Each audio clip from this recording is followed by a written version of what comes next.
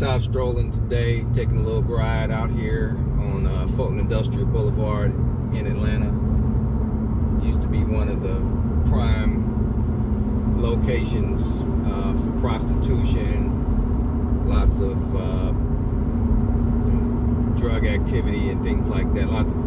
Heavily in that type of area. There are other types of crimes, but really, it used to really be heavy in prostitution. Now, don't get me wrong. There's still activity here. You have a lot of your, you have a couple of your adult clubs over here. You have some gentlemen's clubs. You have some swingers clubs. You have, a couple of different types of things over here, and there's still lots of warehouses over here, probably stashed with all types of things. Over here recently, they've made a big bust over here for where they had an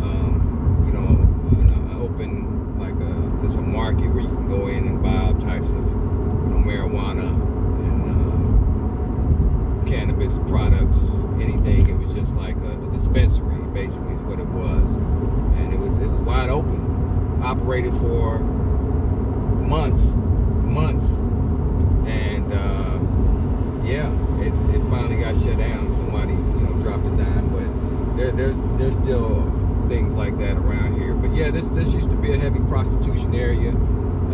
Like I said, still a lot of your strip clubs and things like that go on over here, but not as it once was. Which brings me to my point of the day. Rest in peace, but I gotta shout out Nancy Reagan. If you haven't already heard the story, Nancy Reagan, the former First Lady, married to President Ronald Reagan,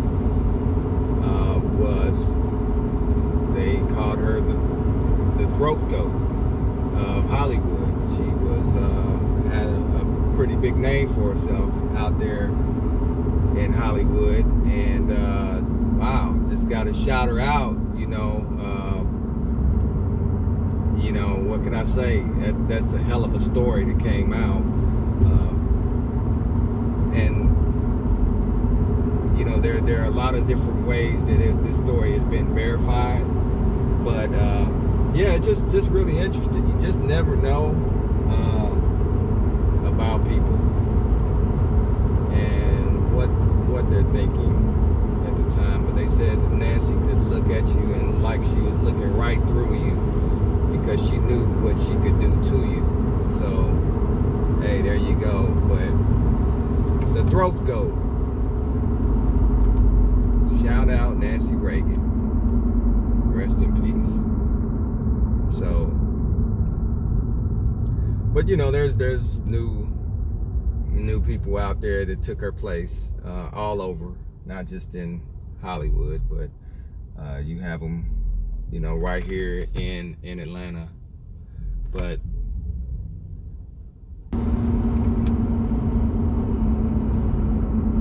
so right up here is kind of like, this is kind of the epicenter of Fulton Industrial. Really, it just kind of starts here. You have, of course, you have your liquor stores, and then if you kind of go to the left or to the right, you got your strip clubs. Again, you got your swingers clubs right around the corner up there. Now they just put this Night's Inn right here. This used to be another hotel that was just basically a drug house, trap house, and all the above. But they've since rebuilt that. And as you keep moving up here, we're going under I-20 right now. It's kind of shady. You definitely don't want to be walking around over here at night. It's just, you never see any police. I mean, this is what amazes me about driving through Atlanta sometimes. Some of the worst areas that the city has, you just don't see any police. You'll see them downtown protecting, the tourists and those types of things, but you don't see them in areas where there's heavy crime. So you can vote for these people all you want, believe every single thing they say, what they're going to come in and do. It's what they're not going to do. They're going to say all this stuff and nothing is going to get done. That's why at the end of the day, well, there's a sheriff right there. It's a Fulton County sheriff. Wow. It's the first one I've seen. You can drive around here forever and never see a cop. But, you can vote for these people and nothing is really ever really going to get done. It's just,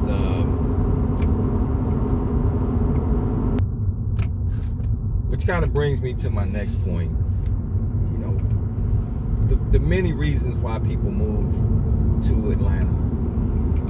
And most of the people I've spoken with that have moved here, Atlanta as the land of opportunity, the land of milk and honey, the land of second chances.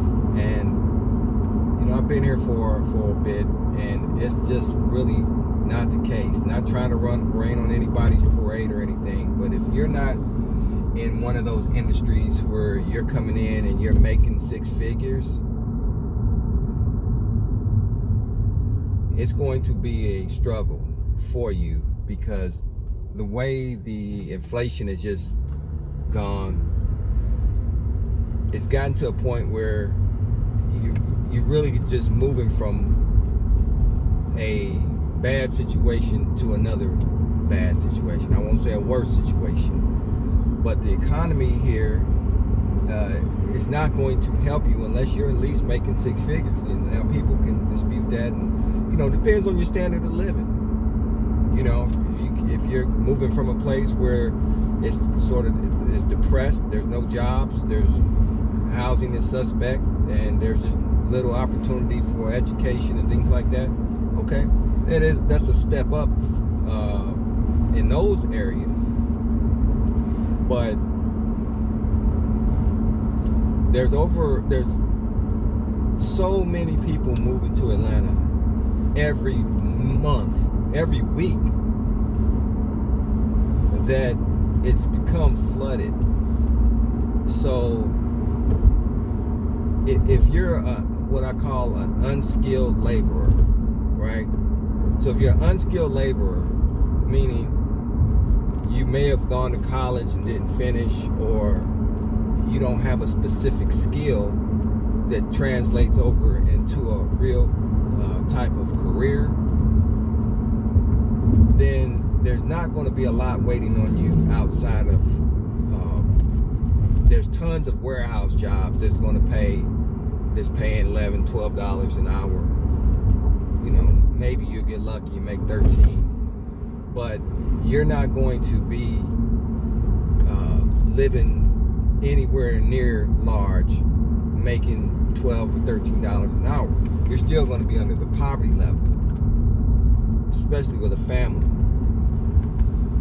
and the cost of living. But the trade-off for some people is they're just in another city. You got lots of stuff to do. That is true.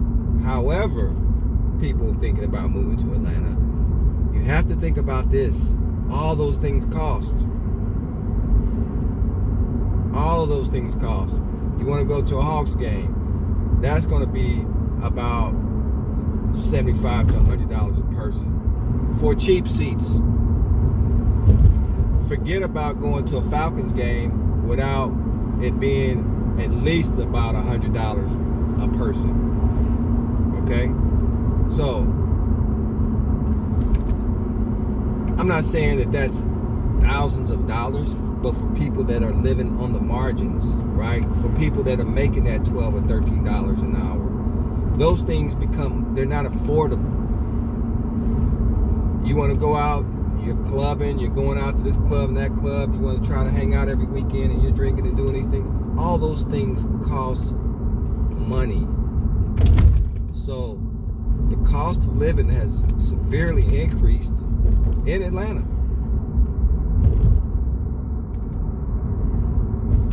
You know, I was talking to a guy that said from Florida, a friend of mine, and said he wanted to move because he can get a big house with lots of yard space, because in Florida you're not able to do that. I said, well, I've never lived in Florida, but you can get those types of places, but you're going to pay for them. And guess what?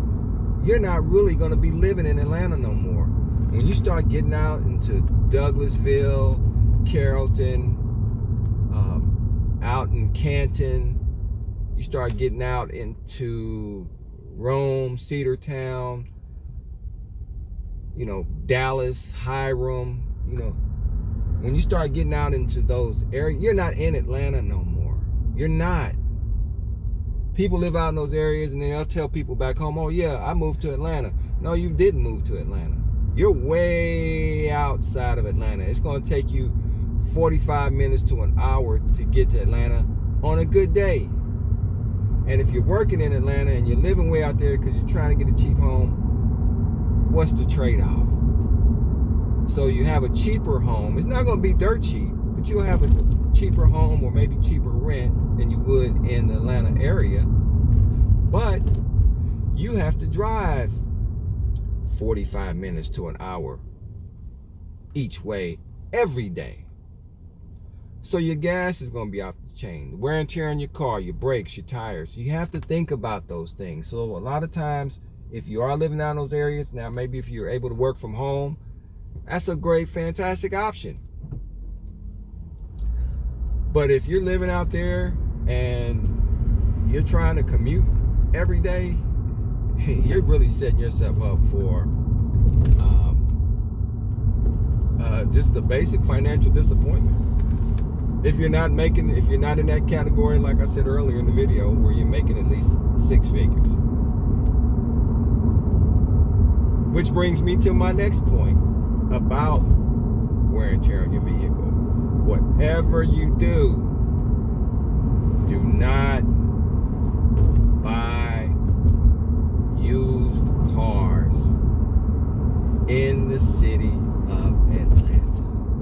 You have to be very careful because these cars coming from auctions, they have a lot of miles on them. They're going to ask for an arm and a leg, right? They have a lot of miles on them. And maintenance is not going to be good on them. I mean, Atlanta has one of the biggest auctions here, car auctions in the country. So these dealers are going and getting these cars and they reselling them, and they're, you know, but they're not doing anything to them, and the miles are super high on them, and then the price is going to be high on them. But the wear and tear on the vehicle is just incredible. So be wary of buying a car in Atlanta. New cars, that's fine. If you want to find you a used vehicle, go to another state and buy it. You will be better off, because these cars that are driving around here in Atlanta they go under a lot of abuse, a lot of wear and tear. You know, just a lot of hard driving. So that's just my advice. So it's Danny Moscow. We're getting ready to check out, and we'll get back. Make sure you